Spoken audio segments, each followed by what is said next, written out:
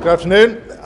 As returning officer in the leadership election, I can confirm that we have received one valid nomination.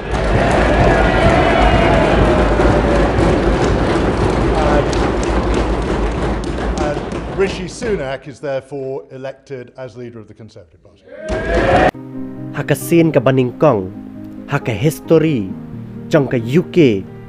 yo lang Prime Minister lani ukledo jangkari da unang India. Ka kerteng jong ne unang India latip kerteng kumutau Rishi Sunak. Une uday member of parliament jangkari UK hakisnem ki baladem. But Henry mentau snem ne Rishi Sunak ulai kon election balang Prime Minister haringkat ka liang persya jong kata ka listras balang bah ka jinga kon ka baningkong ka listras kala job ya kata ka syuki Prime Minister Henry hadin maka listras kala syem ya kata kerdan Prime Minister tang kumbashi benai tam kala sangena hadin maka melaban telekam ya ka economic crisis ne ka bay day bat ka khai ka pateng apa kari UK ka listras kala resign bat minta layo lang sunan da ukhar India Rishi Sunak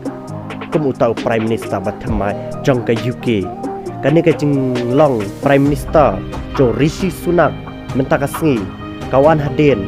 bakawai ka breu kepada ka member of parliament hi ke belatip kerteng ke kata ka Penny Mordaunt kani ka breu kala sangena ya ka jing kon jangka banyak lang Prime Minister lene ka leader jangka Conservative Party hapo UK Parliament bahkan ka Penny Mordaunt kala sangena hadin bak klam yo ya kispangot kinang vote ya ka bat kumta ka sepelong senan ya ying dorbar tauan jangkari UK bahkan penbenasan ba Rishi Sunak undai Prime Minister jangkari Britain bat unlang ru Prime Minister ubadai Indian origin ban ningkong du ban yolang Prime Minister hapo kategori UK ban minta Rishi Sunak la celebrate